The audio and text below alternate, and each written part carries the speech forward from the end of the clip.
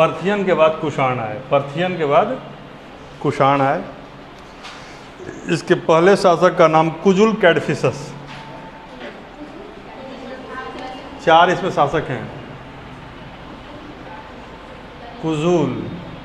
कुजुल कैडफिसस। एक बार हमने जब क्रम बताया था तो इसके बारे में कुछ बताया था आपको। कुजुल कैडफिसस। इसके बाद आ गया वीमा या उल्टा लिख सकते हैं वीमा कैडफिसस। और उसके बाद आ गया कनिष्क। और उसके बाद आ गया हुविष्क।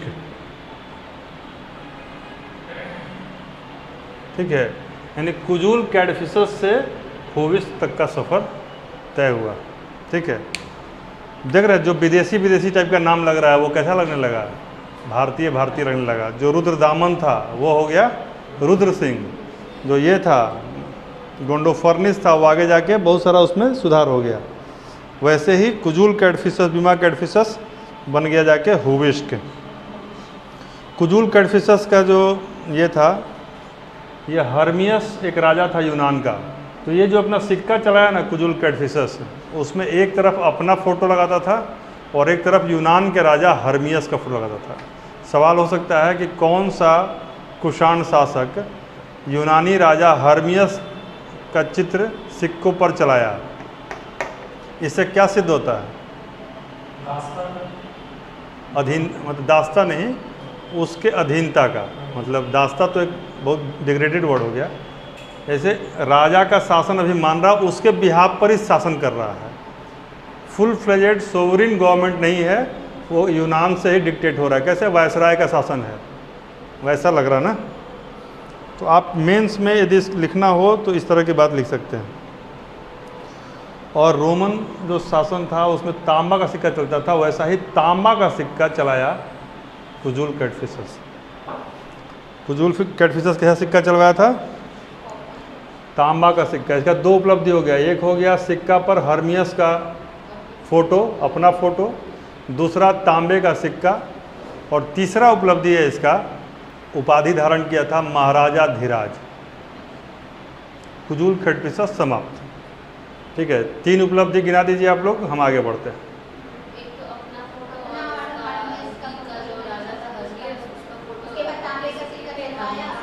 सवाल आएगा तांबे का सिक्का से।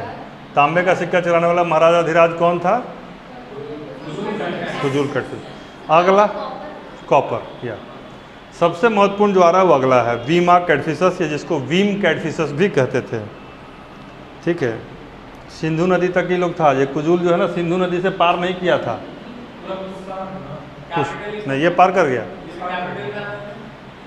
उसके पहले उधर ही इसका था ना, क्या बोलते हैं, थानेश्वर पुष्यभूति वंश का था, वो आगे की बात है। ये तुर्किस्तान और ये जो एरिया है ना, चीनी एरिया से लोग आए थे और यहीं पे तक्षशिला के आसपास ये लोग अपना रहे। लेकिन सिंधु नदी को पार करने वाला पहला था यही वीमा कैडफिसस। तक्षशिला तो सिंधु के पार ही था, लेकिन तक्षशिला में तो ये पहुंचा पहली बार कुजुल कैडफिसस। तो ये लोग सिंधु के पहले ही थे, मतलब मध्य एशिया में ही थे। बैक्टीरिया से उनका भी कंट्रोलिंग चल रहा था। सिंधु को पार करके तक्षशिला वगैरह को मिलाने वाला कौन था पहली बार? वीमा कैडफिसस। लेकिन इसका सबसे महत्वपूर्ण योगदान दूसरा है। सबसे पहले तो नहीं कहेंगे, लेकिन बड़ी संख्या में सोने का सिक्का चलाने का श्रेय इसी को जाता है। सोने का सिक्का। यदि पूछ दे, क्वेश्चन लिखिए कि भारत में कुषाण सत्ता की स्थापना किसने की, तो कुजुल कैडफिसस आंसर नहीं होगा, आंसर होगा वीमा कैडफिसस। ये एकदम कंसेप्चुअल बात है, इसको ठीक से लिखिए। भारत में कुषाण सत्ता की स्थापना किसने की, तो आंसर में ऑप्शन में पहला रहेगा कुजुल कैडफिसस। नहीं मारना है, मारना क्या है? वीमा कैडफिसस। बड़ी संख्या में सोने के सिक्का जारी करने वाला कुषाण शासक वीमा कैडफिसस। तांबे का सिक्का पहले चल रहा था, वो चलाता रहा, वो चलता रहा। ठीक है, हाँ। तो वैसे यदि सवाल आ जाए कि भारत में सर्वप्रथम सोने का सिक्का, जवाब वीमा कैडफिसस। बड़ी संख्या में भी आ जाए तब भी ये, और सर्वप्रथम भी आ जाए तो वीमा कैडफिसस। ठीक है, चलिए अब लिखिए कनिष्क। 78 ईस्वी में आया कनिष्क, सबसे महानतम शासक। कनिष्क का शासन गांधार तक था। यह बात बताने वाला व्यक्ति वेनसांग ने बताया कि कनिष्क का शासन गांधार तक था। अब एक इन्फॉर्मेशन है, उसे दे देते हैं, ज़रूरत तो नहीं है। एक सुई विहार लेक है, क्या नाम है? सुई विहार। और एक है मणिक्याल। ये 2 लेक है। तो सुई विहार से लगता है कि सिंध पर शासन था कनिष्क का, सिंध पर। यह सिद्ध करता है सुई विहार अभिलेख। और मणिक्याल से पता चलता है कि पंजाब पर भी था। किसका शासन? कनिष्क का। ठीक है ना? मणिक्याल से पंजाब और सुई विहार से सिंध। अभिलेख है ये, नॉर्मल अभिलेख, इंस्क्रिप्शन है। अब सवाल पूछ दे कि कनिष्क का अधिकार कश्मीर पर भी था, यह किस ग्रंथ में बताता है? राजतरंगिणी में भी इसका जिक्र है और बताया गया कि कश्मीर इसके अंदर था। ठीक है, चलिए सबसे महत्वपूर्ण योगदान कनिष्क का यदि पूछ दे क्या है, इसने शक संवत चलाया। 78 ईस्वी में चलाया शक संवत, जो आज भी चलता है। भारत सरकार द्वारा प्रयोग में लाया जाने वाला संवत यही है, शक संवत। और कनिष्क बौद्धों का संरक्षक था। और ऑब्वियस है, एक किसके समय भी हुआ ना, बौद्ध संगीति, चौथी बौद्ध संगीति।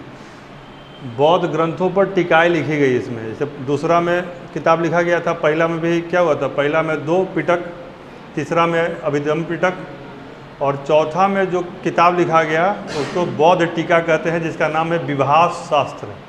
क्या नाम था? बौद्ध धर्म की टीका विभाष शास्त्र। चौथे बौद्ध संगीति जो कनिष्क के समय में हुआ। इसकी पहली राजधानी पेशावर थी। कनिष्क की पहली राजधानी पेशावर, लेकिन सवाल उससे नहीं पूछेगा।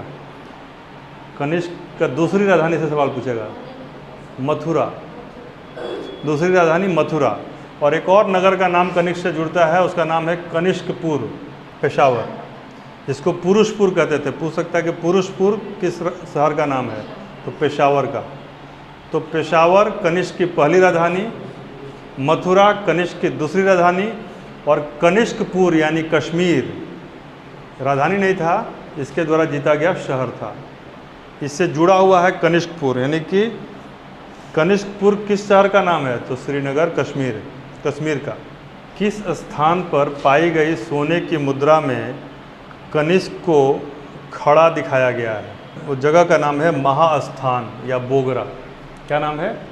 महास्थान या बोगरा। कनिष्क ने पटना पर भी आक्रमण किया था, एक इन्फॉर्मेशन के तौर पे लिख लीजिए। यहाँ से आक्रमण करके अश्वघोष को उठा के ले गया था। अश्वघोष विद्वान को देखे, बिंदुसार मांगा था कि हमको एक दार्शनिक दे दीजिए, नहीं हुआ तो इधर आके अश्वघोष को उठा लिया। एक मोहर ले गया था, मोहर बोल रहे हैं, मुकुट। अश्वघोष को इसलिए लूट लिया था कि अशोक के पास बौद्ध का भिक्षा, मतलब कि जो गौतम बुद्ध भिक्षा मांगने के लिए जिस बर्तन का यूज़ करते थे ना, उस बर्तन को अश्वघोष रखे हुए थे। तो बर्तन के साथ साथ उनको उठा करके चल गया। ठीक है, तो कनिष्क के दरबारी कवि बन गया अश्वघोष। अनोखा कुक्कुट क्या होता है? एक पक्षी होता है कुक्कुट, मतलब मुर्गी की तरह का ही, तो वो भी ले गया था। कनिष्क ने भी तांबे का सिक्का जारी किया, जिसमें बलि वेदी का बलि का दिखाया गया। तो पूछा जा सकता, सवाल हो सकता है कि बलि करता हुआ तांबे का सिक्का किसका है? तो कनिष्क का। किस राजा ने कहा है, मैंने उत्तर को छोड़कर शेष तीनों क्षेत्रों को जीत लिया है? यानी कौन छूट गया? यही जहाँ गुप्त वाला एरिया है वो छूट गया, बाकी सबको वो जीत लिया, शेष तीनों को जीत लिया है। बौद्ध धर्म की जो महायान शाखा है, जो हीनयान महायान मैंने बताया था ना, महायान का अभ्युदय कनिष्क के काल में होता है। तो महायान का अभ्युदय किसके काल में? कनिष्क के काल में। कनिष्क हो गए समाप्त। वो तो आप लोग पता ही है, वसुमित्र, पार्श्वनाथ, सुघोष सब इसी के समय के थे। मतलब यहाँ वो पूरी तरह से नहीं था, बाकी वहाँ तो था ही। चलिए लिखिए हुविस्क। हुविस्क जो पेशावर में राजधानी थी, अब कहाँ ले आया? मथुरा। हुविस्क राजधानी को कहाँ लाया? हुविस्क। हुविस्क ये चौथा वाला, पेशावर से लाया ये मथुरा। मथुरा भी ला दिया था, पेशावर सेकंड था ना, जैसे कि पीछे से बढ़ के आ गया पेशावर, और दो था ना, पुरुषपुर, और एक कौन था? पहला राजधानी, दूसरा राजधानी मथुरा। तो मथुरा में ये स्थायी राजधानी हो गया इसका। हुविस्क के सिक्कों पर शिव, स्कंद और विष्णु का आकृति है। हुविस्क के सिक्कों पर शिव, स्कंद और विष्णु। इसका बहुत ज़्यादा कुछ है नहीं। हुविस्क जो है पेशावर से मथुरा लाया और सिक्का पर ये लोग रखा, यही है। इसके बाद इसका अंतिम शासक लिख लीजिए, मतलब महान शासक जो है इस वंश का, अंतिम महान शासक का नाम था वासुदेव। क्या नाम था अंतिम महान शासक का? वासुदेव। कुषाण वंश के अंतिम महान शासक का नाम वासुदेव। इसने भी तांबे और चांदी की मुद्रा चलाई। अब हम तीनों शासकों का देखिए। जो कुषाण शासक है इसमें कौन है? पहला एक बीमा कैडफिसस है, उधर कुजूल है, लेकिन महत्वपूर्ण में बीमा है, ठीक है। तो वीमा कैडफिसस, कनिष्क और हुविस्क और ये। तो बीमा कैडफिसस जो है ना, ये शिव का भक्त था। किसका भक्त था? शिव। यह शिव का भक्त था बीमा कैडफिसस, ठीक है। और कनिष्क और हुविस्क दोनों बौद्ध थे। कनिष्क और हुविस्क दोनों ये बौद्ध थे। भले सिक्का पर ये दिख गया, लेकिन ये थे बौद्ध, ठीक है। हाँ, और जो वासुदेव था वह शैव या वैष्णव था। जो इसका आखिरी शासक होता है, मतलब महान शासक तो नहीं, लेकिन कुछ महत्वपूर्ण शासक कहिए, तो शैव या वैष्णव था। राजवंशों का क्रम खत्म हो गया। जैसे आपने पढ़ा आंध्र सातवाहन है। आंध्र सातवाहन एक अलग परंपरा है। उसके समय सामाजिक स्थिति क्या है, उसको कुछ सवाल लिखा देते हैं, उसी से आपका काम हो जाएगा। सातवाहन काल में सवाल है, किस स्थान पर लोहार की दुकान मिली है? करीमनगर। आंसर होगा करीमनगर। सबसे पहले शीशे का सिक्का चलवाने वाला शासक कौन था? सातवाहन। शीशे के अलावा यदि पूछ दे, सबसे पहले पोटीन का सिक्का, पोटीन होता ना एक धातु, पोटीन, जो उसका लिक्विड फॉर्म में रंग लगाते हैं जो मुंह में, वो पोटीन होता है। मतलब तांबा, ये हल्का हल्का निकल की तरह दिखता है। तो पोटीन, तांबे और कांसे की मुद्रा चलाता था सातवाहन। सातवाहन काल में दक्कन में कपास की उपज होती थी। कपास का जिक्र आया है। सातवाहनों की सेना के बारे में प्लिनी ने कहा है कि वहाँ बहुत अच्छी सेना थी। एक कपास का जिक्र, दक्कन में कपास होता था, दक्कन में नहीं, ऐसे नॉर्मल ये है। प्लिनी ने कहा है कि वहाँ घोड़सवार 1 लाख से ऊपर घोड़सवार थे, मतलब पैदल सेना थी, और 2000 घुड़सवार थे और 1000 हाथी था। प्लिनी ने कहा सातवाहनों के बारे में 1 लाख पैदल सेना, 2000 घुड़सवार और 1000 हाथी।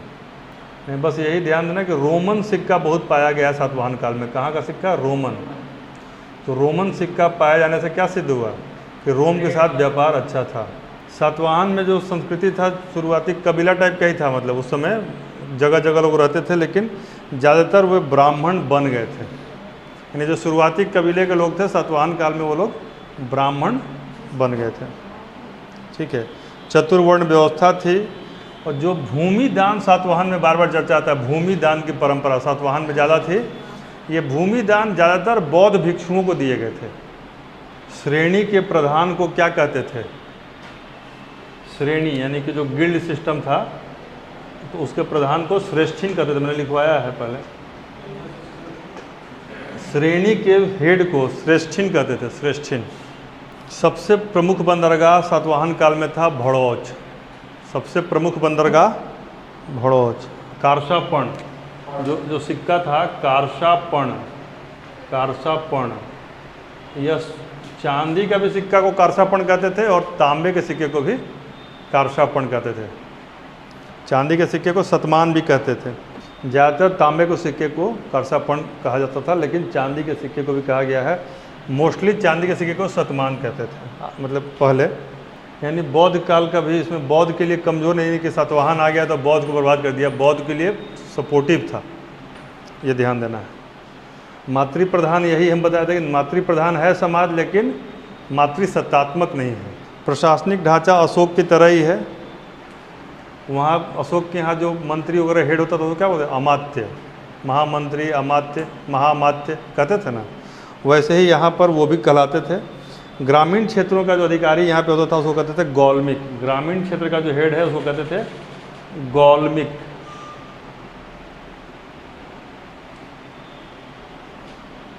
ठीक है। और जो हम लोग पढ़े थे सारा वो 9 तरह का जो वर्गीकरण था, वो वर्गीकरण अभी वैसे ही चला आ रहा है, स्थानीय और द्रोणमुख ये सब। 2 शब्द कटक और स्कंधावार, क्या लिखते थे, कटक, कटक और स्कंधावार, स्कंधावार, ये जो 2 वर्ड है ना, ये सैनिक टुकड़ियों के लिए यूज होता था। ये सैनिक शिविर के रूप में प्रयोग होते थे। जैसे ब्रह्मदेव एक हैं, कटक और स्कंधावार ये सैनिक शिविर थे। जो ब्रह्मदेव भूमि की चर्चा हम लोग पहले किए थे, कर मुक्त भूमि ब्राह्मणों को दी जाती थी, वैसे ही सातवाहन काल में कर मुक्त भूमि बौद्ध भिक्षुओं को दी जाती थी। कर मुक्त ग्राम दे, पूरा का पूरा गांव दे देता था। सातवाहन कला में किन 2 चीज़ों का महत्व था, चैत्य और विहार का। पहले हम लोग देखेंगे कुछ चैत्य का उदाहरण।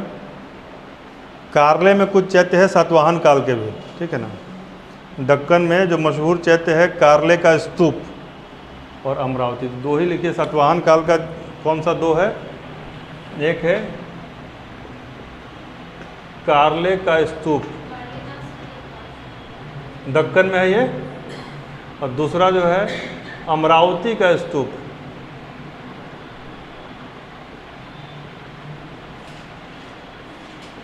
ये दोनों सातवाहन में।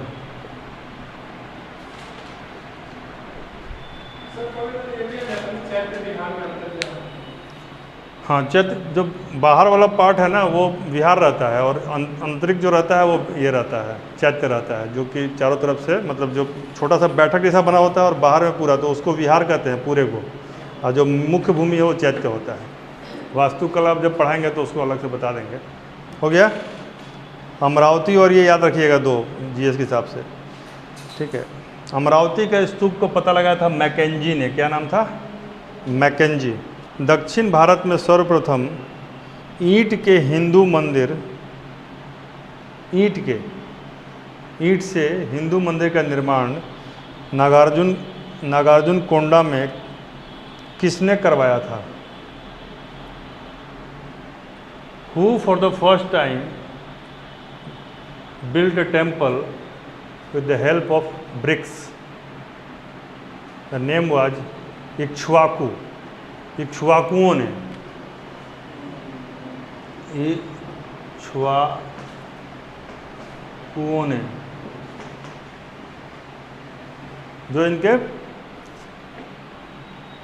बाद आए थे, उत्तराधिकारी थे सातवाहन के बाद जो आए थे। सातवाहन काल की राजकीय भाषा और लिपि क्या थी? भाषा प्राकृत, लिपि ब्राह्मी। सातवाहन काल की भाषा प्राकृत, संस्कृत कहाँ से आ गया? प्राकृत, लिपि ब्राह्मी। टावर पकड़ नहीं रहा, नहीं, ब्राह्मी। चलिए, जो स्मृति काल में, स्मृति काल यानी मनुस्मृति का जो काल था, उस समय लोग देवताओं का प्रतिनिधि मानते थे अपने आप को। राजा अपने आप को देवता का प्रतिनिधि मानता था, लेकिन सातवाहन काल में कुछ राजा जो है खुद को देवता मानने लगे, है कि नहीं? कौन से? जैसे गौतमीपुत्र सातकर्णी क्या कहता है कि हम कृष्ण हैं, हम ही बलराम हैं और हम ही संकर्षण हैं, संकर्षण। तो ये सवाल बन गया। बाकी वो क्या कहा, क्या होगा पता नहीं, लेकिन सवाल बन जाएगा कि कृष्ण, बलराम और संकर्षण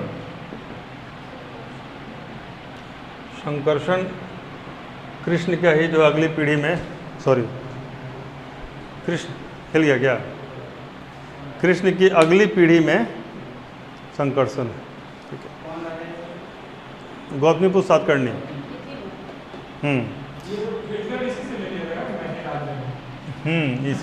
यही इसी से लिया, थ्योरी तो यही है, मैं ही राजी। तो एक जब वेदांत दर्शन पढ़ेंगे ना, उसमें एक सूत्र आता है अहम ब्रह्मा अस्मि, अहम ब्रह्मा अस्मि। इसका यदि विश्लेषण करेंगे मैं ही ब्रह्म हूँ। तो और एक सूत्र आता है तत्त्वम असि, वहाँ तुम हो। इन दोनों के व्याख्या में इतनी मोटी मोटी किताब है। तो अहम ब्रह्मा अस्मि का ये फिलॉसफी है। तो यहाँ तक आपका सातवाहन का सामाजिक, राजनीतिक, सांस्कृतिक खत्म होता है। लेकिन अभी एक सेगमेंट और बाकी है, उसको कर ही लीजिए। ये तो सातवाहन का बता रहे हैं, अभी ओवरऑल टोटल मौर्योत्तर पोस्ट मौर्य का। पोस्ट मौर्य में जो सबसे महत्वपूर्ण है उसको मत छोड़िए। पोस्ट मौर्य में जो प्रशासन है, राज व्यवस्था है, उसको देखिए। इसमें क्या है कि द्वैध शासकत्व इसकी विशेषता है। जैसे कि कैसे, अब वहाँ पे राजा कौन है, डेमेट्रियस आया, लेकिन वो किसके बदले शासन कर रहा है, हर्मियस के बदले। तो ये उसी तरह का नहीं हो गया, कंट्रोल और रूलर अलग अलग है।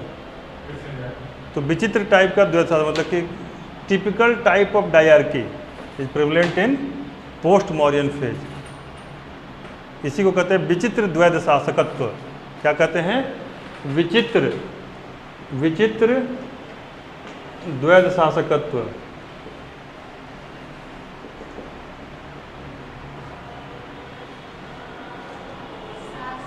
शासकत्व ये एक इसमें गुण आया। भूमिदान की परंपरा तो है ही, ब्राह्मण को भी दे रहा भूमिदान और बौद्ध भिक्षुओं को दे रहा भूमिदान। ठीक है, फिर संयुक्त शासन की परंपरा, ये क्या है, इस समय संयुक्त शासन की परंपरा आई। ये क्या होता है जी, बताओ कुछ। तुम तो पॉलिटी बहुत पढ़ते हो, पॉलिटी बहुत पढ़ते हो, बताओ संयुक्त शासकत्व क्या होता है। वही तो हम तुमसे जानना चाह रहे हैं, संयुक्त शासकत्व क्या होता है। जॉइंट एडमिनिस्ट्रेशन होता क्या था कि बाप तो बाप, बेटा 10 नंबर है। मतलब राजा और युवराज दोनों का महत्व होता था। यदि बेटा डिसीजन ले लिया तो भी चलेगा। इसी को कहते थे संयुक्त शासन। समझा गया, यानी युवराज का महत्व होता था, उत्तराधिकारी का भी महत्व होता था। यदि पूछा जाए कि सामंतीकरण प्रक्रिया की शुरुआत कब से, तो शक और कुषाण के काल से। सामंतीकरण की प्रक्रिया, फ्यूडलिज्म का शुरुआत, फ्यूडलिज्म की शुरुआत कब से, इसी काल से, कुषाण काल से और शक काल से। कुषाण और शकों के समय से सामंतों, क्षत्रप जो आए, ये आधुनिक सामंत जमींदारी प्रथा का जड़ है। ठीक है ना, सामंतीकरण, सामंत, फ्यूडलिज्म, सामंतों का उद्भव। नहीं, कुषाण और शक में सातवाहन तो हम पढ़ा के अलग हो गए। अब ये पोस्ट मौर्य में अलग अलग चीज़ों का चल रहा है। लिखिए, एक सवाल लिखिए कि किन लेखों में सबसे पहले दंड नायक और महादंड नायक जैसे पदाधिकारी का उल्लेख आता है। महादंड नायक, दंड नायक और महादंड नायक। दंड नायक और महादंड नायक का लेख सबसे पहले आता है, कुषाण के लेखों में ही जिक्र आता है। एक सवाल आ सकता है कि सबसे पहले अंतर्राष्ट्रीय सीमा का विस्तार किसने किया, किस शासक ने। अंतर्राष्ट्रीय मतलब श्रेय जाएगा कनिष्क को। क्यों, अंतर्राष्ट्रीय साम्राज्य यानी कि अब पूरा बटोर के ले आया, टोटल अफगानिस्तान, कांधार से ऊपर बामियान, ये सब पूरा एरिया जो है इसको पकड़ के लाया कनिष्क। इस काल के सबसे बड़ी विशेषता क्या है, इसका आर्थिक उन्नति। बहुत सारी चीज़ों में यहाँ पर तो व्यापार होता था। व्यापार के आइटम्स लिख लीजिएगा तो आधा व्यापार खत्म हो जाएगा एक ही बार में। लिखिए, इस समय मुख्यतः व्यापार जो है किन वस्तुओं का होता था। भारत से निर्यात होता था हाथी दांत, पहला हाथी दांत, कछुआ, सीपी, सीपियाँ समझते हैं ना, जो छोटे छोटे समुद्र में सीपी मिलती है, जैसे मोती होता है, तो मोती। फिर रंग भेजता था, रंग, कलर्स भारत से आता था, रंग। मतलब रंग रंग कलर जाता था भारत से। नील, नील भी भारत से जाता था विदेश, निर्यात होता था नील। नील और बहुमूल्य लकड़ियाँ, ये जो सामान का लिस्ट है इसमें ज़्यादातर सामान मिस्र जाता था। कहाँ जाता था? मिस्र। होता क्या था कि भारत के मतलब इस पूरे कालखंड का एक ही चीज़ रखी है कि balance of trade was in the favour of India. Balance of trade was in the favour of India, यानी व्यापार संतुलन भारत के पक्ष में था। क्यों? दिया कछुआ निकाला, मान ली तालाब में से कछुआ निकाल के दे देते, कछुआ फिर पैदा पे लगा दिया, 200-400 साल तो ऐसे जिंदा रहेगा। कछुआ तालाब में से निकाला जाके दे दिया, और उधर से क्या लगा भाई? सोने का सिक्का, चांदी का सिक्का, यही सब लेता था। माथा पकड़ के बैठ गया प्लिनी, बहुत लिखता था ना, उसका हालत खराब हो गया। बोला ये तो बर्बाद कर देगा, अल वल कुछ भेज दे रहा है, उधर से भारत केवल सिक्का लेगा, इधर से केवल सामान देगा, उधर से सामान नहीं लेता था। तो इसीलिए निर्यात का लिस्ट लिखा है, आयात का लिस्ट लिखा है। कुछ कुछ आयात करेगा। और करता क्या था ये लोग? साल भर में एक बार यूनान के राजा, रोम के राजा, मिस्र में कहीं गया अपना घूमते फिरते, और 200-300 सिक्का का भेंट चढ़ा दिया कुछ, उसको खुश करने के लिए नहीं होता, दिवाली में गिफ्ट भेज देता था, तो व्यापार बना रहता था।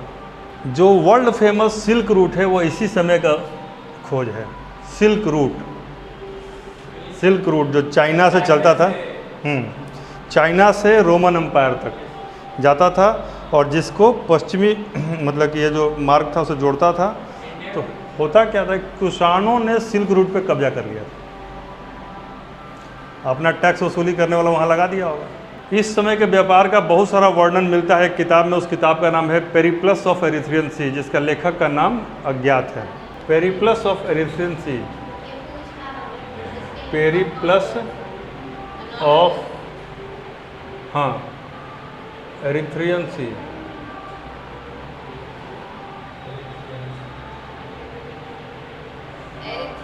एरिथ्रियन सी, इसमें व्यापार के बारे में जानकारी दी गई है। पोस्ट मौर्य काल के यानी मौर्योत्तर काल के कुछ बंदरगाहों के नाम बताइए।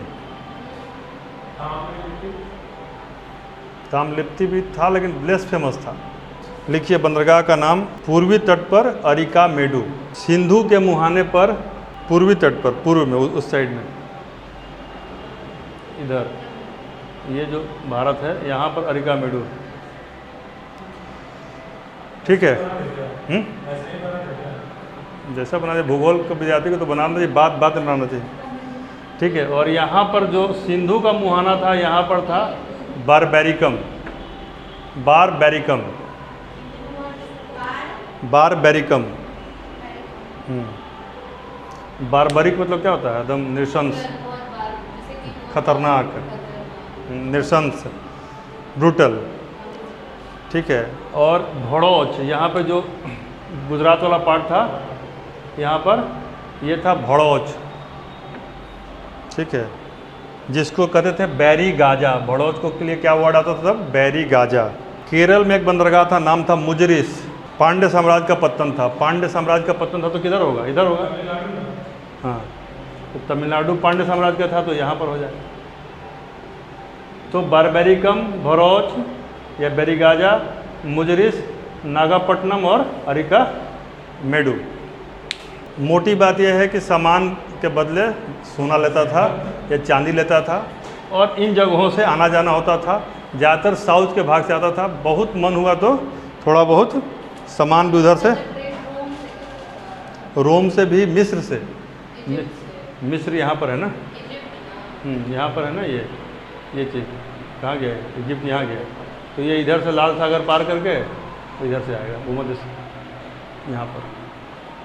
वो मॉडर्न में भी जो बैलेंस ऑफ ट्रेड का सिर्फ गड़बड़ाने का एक रीजन था कि ब्रिटिशर यहाँ एडमिनिस्ट्रेशन कंट्रोल कर रहे थे। बस नहीं तो फिर तो भारत सोने की चिड़िया था ही उस समय। अब बीच में नादिर सभा जो लूट कर ले गया वो भी तो है, वो भी देखना पड़ेगा। बैलेंस ऑफ ट्रेड हमेशा ही भारत के फेवर में रहता। चलिए कोई नहीं, तो ये मोटी मोटी बात है। प्लिनी क्या बोलता है सोना के चांदी के लूट के बारे में? प्लिनी ने क्या कहा था? वही आप लोग से पूछ रहे हैं, लिखने के नहीं कर रहे हैं, लिखे हैं वो। प्लिनी ने कहा कि भारत हमको बर्बाद कर देगा। हाँ, भारत हमको बर्बाद कर देगा, ठीक है ना। किस लेखक ने भारतीय नदियों को रत्न धारक की उपाधि दी है? इसीलिए जो सूची था ना, जो जितना सामान लोग मंगाता था और जिसके बदले सोना लेता था, तो कहा कि भारत की नदियाँ तो रत्न, यहाँ सोना चांदी निकलता है। प्लिनी ने। अब काली मिर्च ले रहा है, मोती ले रहा है, उसके बदले दे रहा है सोना का सिक्का। ये सब तरह का चला। सोना का सिक्का जो है को माप का एक यंत्र था, उसको कहते हैं टैलेंट। इसमें सोना का सिक्का को टैलेंट में मापा जाता था। किसमें? तो भारत का टैलेंट था कि वो सोना उधर से टान ले रहा था, टानने का टैलेंट है। अब याद रहेगा। और करता क्या था कि साल भर में ईरान का जो साम्राज्य में गया, मान लीजिए फारस ईरान हुआ ना, तो वहाँ दरबार में गया, वहाँ 320 टैलेंट का सोना दे देता था राजा को। 320 टैलेंट सोना दिया। कितना देता था? 320 टैलेंट। और उसमें साल भर टैलेंट से अपना काम कर रहा है। अगला लिखिए, गोल मिर्च यवन लोगों को, यानी कि इंडो ग्रीक जो लोग थे, उनको गोल मिर्च इतना पसंद था कि इंडो ग्रीक लोगों को ही एक वर्ड दे दिया गया। वो वर्ड क्या था? गोल मिर्च पसंद करने के कारण इंडो ग्रीक को एक नाम दिया गया। नाम था यवन प्रिय, यानी गोल मिर्च को नाम दिया गया। यह गोल मिर्च को क्या कहते थे? यवन प्रिय, यानी वह मसाला जो यवनों को प्रिय हो, वह गोल मिर्च है। यानी संस्कृत में गोल मिर्च का नाम ही रख दिया यवन प्रिय। अब इससे क्या हुआ कि रोम में मुद्रा की कमी होने लगी। भारत से व्यापार होते होते रोम में मुद्रा की कमी होने लगी, और अंततोगत्वा मतलब कि रोम को भारत से गोल मिर्च का जो व्यापार है रोकना पड़ा। वो भी अपने कुछ एक्शन लेगा ना। और इस्पात का माल, भारत से इस्पात का माल भी कुछ जाता था, लोहा वाला, उसको भी बंद किया। उस समय सोचिए, भारत में मौर्योत्तर पोस्ट मौर्य फेज में कहाँ कहाँ हीरे मिलते थे। कश्मीर में हीरा मिलता था। कहाँ मिलता था? कश्मीर। पहला आंसर है कश्मीर। दूसरा है कौशल।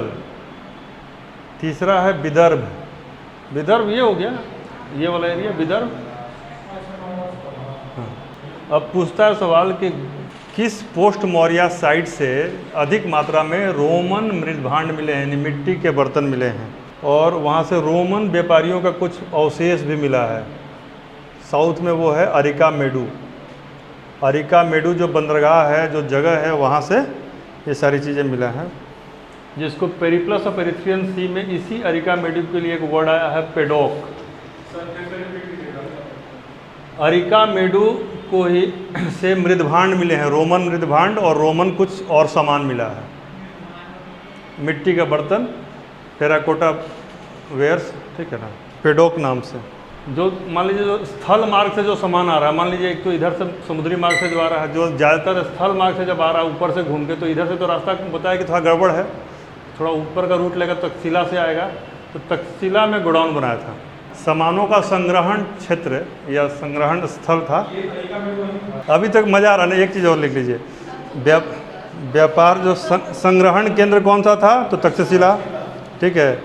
नगरीकरण कुषाण काल में चरमोत्कर्ष पर था। एक लाइन लिख लीजिए, ऐसे लिख लीजिए, काम आएगा आगे।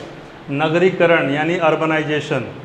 Urbanisation was at its zenith and pinnacle and epitome, जो भी लिखना चाहें। अर्बनाइजेशन अपने चरमोत्कर्ष पर था कुषाण काल में। मौर्योत्तर काल में इसकी शुरुआत जरूर हुई, लेकिन कुषाण काल में चरम पे था। नगर बने, बहुत अच्छे हो गए।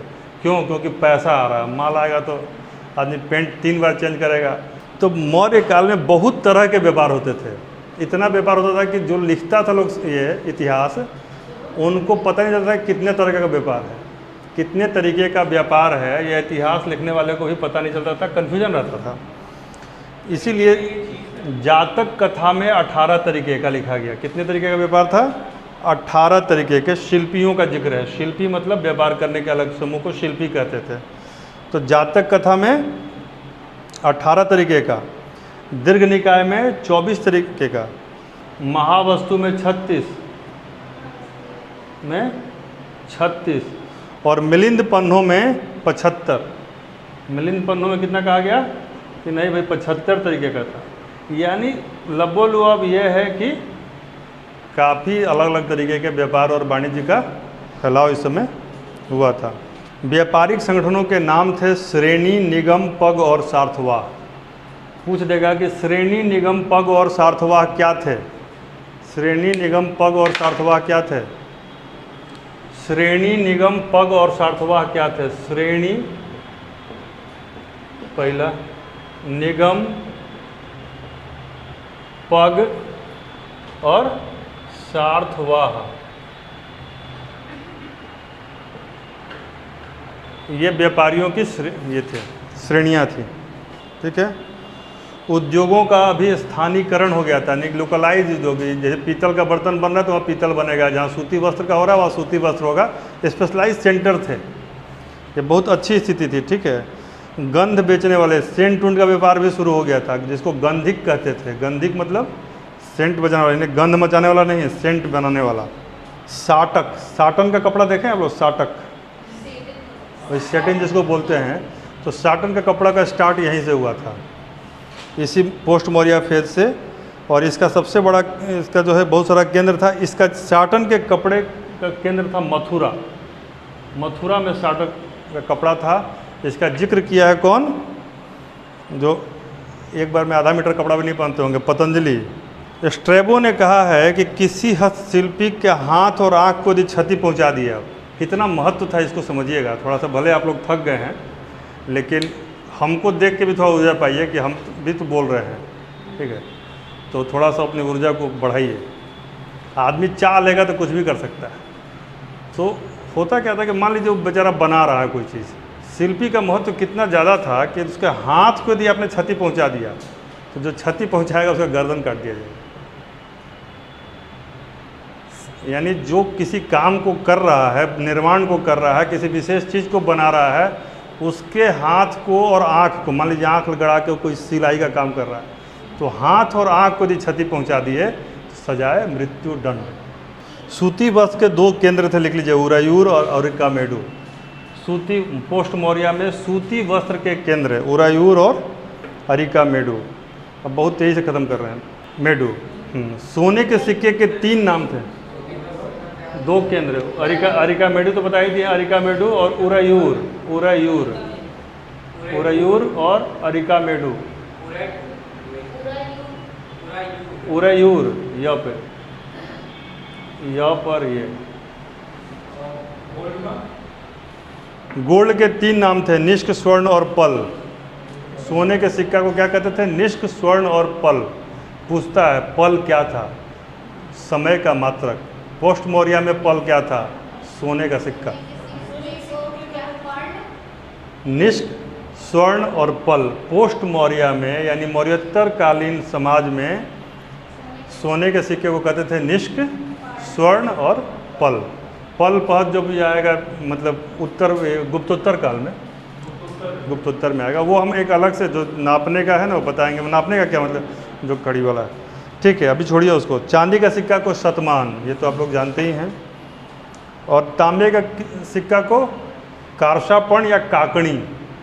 देखिए, तांबे का सिक्का को काकणी। कारशापण जो बनता था बेसिकली, जो कारशापण अलग से होता था। तांबे का सिक्का को मोस्टली काकणी कहते थे। क्या कहते थे? काकणी।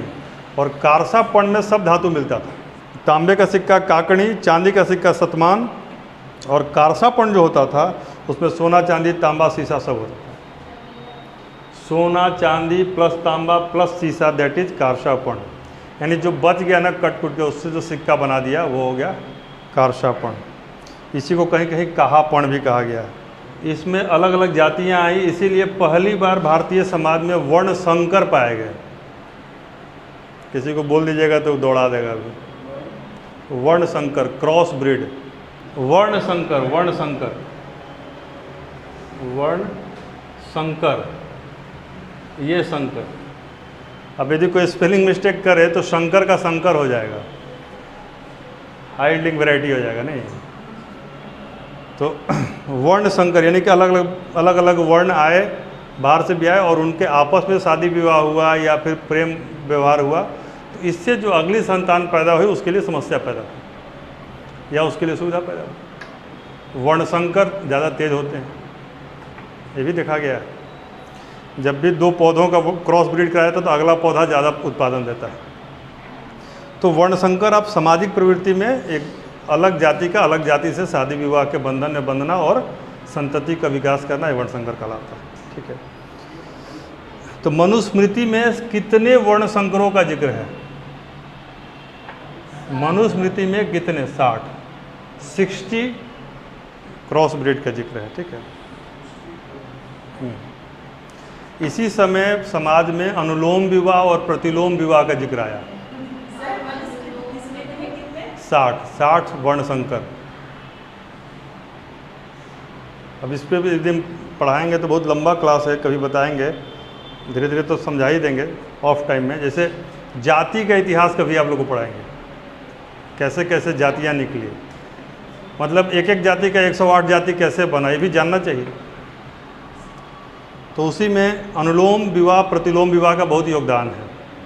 यानी स्त्री यदि उच्च कुल से हो और पुरुष यदि निम्न कुल का हो तो अनुलोम विवाह होगा, और यदि उल्टा हो जाए तो प्रतिलोम विवाह होगा। तो वर्णसंकर जातियों का उल्लेख सर्वप्रथम किस काल में? तो पोस्टमौर्य में। कौटिल्य ने चांडालों के अतिरिक्त अन्य सभी वर्णसंकर जातियों को शूद्र माना है। जितनी भी वर्णसंकर जाति, यानी कि दो मान लीजिए वैश्य का क्षत्रिय से सम्मेलन हो गया और जो बच्चा पैदा हुआ सबको शूद्र की श्रेणी में रखा, केवल चांडाल को शूद्र से अलग रखा। चलिए, 2-3 लोग का दम टूट रहा है, बस 2-3 भक्ति भावना का उदय हुआ। यौवन शक पहले देखिए होता क्या था ना कि मान लीजिए एक राजा महाराजा दौड़ के आया, यहाँ पे आक्रमण किया, तो आक्रमण करने के बाद मान लीजिए राजा जीत गया, कुषाण का शासक है, शक शासक है, तो वो क्षत्रिय में सिमुलेट हो गया। जो शासक वर्ग रहा उसके नज़दीकी लोग रहे, बोला कि ये वर्णसंकर में मतलब नहीं जाएगा, ये लोग जाएगा क्षत्रिय में। लेकिन अब उसके साथ जो कबीलाई दस्ता चल रहा है, जो युद्ध के लिए जो सेना चल रही है, जो उसके खानसामा चल रहा है, रसोईया चल रहा है, जो सहायक दस्ता है, उन सबको उसमें न रख के अलग अलग जातियों में रखा गया, उनको मलेच्छ कहा गया। कला में आ जाइए, कला के बाद खत्म है। 2 कला का विकास इस काल में हुआ, मथुरा कला और गांधार कला। गांधार कला को ग्रीक बौद्ध शैली कहते हैं। गांधार कला को कौन सी शैली कहते हैं? ग्रीक बौद्ध। यानी गांधार कला पर ज़्यादा प्रभाव था ग्रीक का, और मथुरा कला पर ग्रीक बौद्ध शैली कौन था? मौर्य या गांधार? ग्रीक, ये गांधार। ठीक है, यही इसमें इंपॉर्टेंट है भी, और कुछ नहीं है। बाकी तो जब आपको नहीं पढ़ना है, मेंस का सब्जेक्ट है, जीएस मेंस में पढ़ना है, ये बात जीएस मेंस में पढ़ना है। तो ये हो गया दोनों के मेल से, ग्रीक बौद्ध। और मथुरा जो है उस पर इंडियन प्रभाव रहेगा, वो हो जाएगा मथुरा। गांधार शैली के जो देवता हैं ग्रीक के देवता अपोलो से मिलता जुलता है। इनके जो देवता बनाए गए, ग्रीक के देवता का नाम है अपोलो। क्या हो गया? ग्रीक के जो देवता उनका क्या नाम है? अपोलो। उससे मिलता जुलता बनाया गया गांधार शैली में। ठीक है, टोगा पहना दिया, देवता का फोटो बनाया, उसमें टोगा पहनाए हुए, जूता पहनाए हुए। ठीक है, तो ग्रीक के हैं तो उनके हिसाब से बनाया गया। ठीक है, चलिए, लेकिन गांधार कला में बुद्ध की जो मूर्ति बनी है उसको, उसमें तरह तरह की मुद्रा है, मैत्रेय बुद्ध हैं, तमाम बुद्ध हैं, वो हम अलग से कभी पूछ लेंगे सवाल में तो ठीक हो जाएगा। और गांधार कला में भी बुद्ध की है, लेकिन वो भारतीयता लिए हुए ज़्यादा है, यही मेन चीज़ है। देखिए, जातक कथाओं में एक पक्षी का जिक्र है जिसका उपयोग जहाज को नदी की ज़मीन तक जाने के लिए किया जाता था। जैसे कि जहाज़ चल रहा है, जहाज़ से व्यापार हो रहा है, तो एक पक्षी था बबेरू, क्या नाम है? पक्षी का नाम नहीं है, तटरक्षक पक्षी रखिए उसको, स्पेशल पक्षी था, स्पेशल बर्ड। उसका यूज होता था कि जहाज़ कैसे बाउंड्री लाइन पर टच कर जाए। ठीक है, एक ये है। व्यापारी लोग उस समय, पक्षी का नाम नहीं है, पक्षी का स्पेशल पक्षी तटरक्षक, उसका नाम है तटरक्षक पक्षी का जिक्र, तटरक्षक पक्षी। यह क्या करता था कि जहाज़ को पता नहीं चला किधर जाना है। आज ना आपके पास बहुत सारा उपकरण है, तब उपकरण था नहीं, तो ये पक्षी जो है डायरेक्शन बताता था कि इधर धरती है। एल्बाट्रॉस तो उतना उड़ेगा, एल्बाट्रॉस नहीं था, लेकिन वो उसको जो है ना, मतलब अलग नाम होगा, हमको नहीं पता है। ठीक है, अगला लिखिए। आपका जो ताम्रलिप्ति बंदरगाह है वो भी आ गया है, ठीक है। जो बंदरगाह है भड़ौच के साथ साथ 2 बंदरगाह और डेवलप हुए। जो भड़ौच हमने बताया था, जिसको भृगु कक्ष भी कहते थे, बारबेरिकम था, ये सारा अरुकुमेडू वगैरह बताया। 2 और बंदरगाह लिखिए, सोपारा और ताम्रलिप्ति। धीरे धीरे यह भी महत्वपूर्ण होते गए। सोपारा मतलब सुरपारक महाराष्ट्र में था, और ताम्रलिप्ति इस साइड में था, श्रीलंका के आसपास। ताम्रलिप्ति बंदरगाह किस काल में एक विशेष प्रकार के कुएं के निर्माण का साक्ष्य मिलता है? एक विशेष प्रकार के कुएं के निर्माण का साक्ष्य मिलता है, वह काल है पोस्ट मौर्य। आप देखे होंगे कि मौर्य के लास्ट में भी एक रिंग वेल का NBPW जब हम पढ़ा रहे थे तो बताया था रिंग वेल, तो वही उस तरह का एक विशेष कुआं इसमें भी मिला है, ठीक है। एक विशेष तरह का रिंग वेल कुआं, वेल नहीं, रिंग वेल। एक और बंदरगाह लिख लीजिए, कावेरी पत्तनम, जो तमिलनाडु में था। इसको पुहार कहते थे। क्या कहते थे? कावेरी पत्तनम को पुहार। कावेरी पत्तनम भी एक नया बंदरगाह बना था। कावेरी पत्तनम वो तमिलनाडु का जो वहाँ पर है, जहाँ कावेरी नदी मिलती है समुद्र से। जो भड़ौच जो था भृगु कक्ष, वहाँ दासों का व्यापार होता था। आखिरी सवाल लिखिए, इसका लिखना नहीं है, उसका 2-3 बात सुनना है। आखिरी सवाल लिखिए कि शक और कुषाणों ने भारत में पहली बार बेहतर घुड़सवार सेना तैयार की। किसने भारत में पहली बार बेहतर घुड़सवार सेना तैयार की? तो शक और कुषाण ने।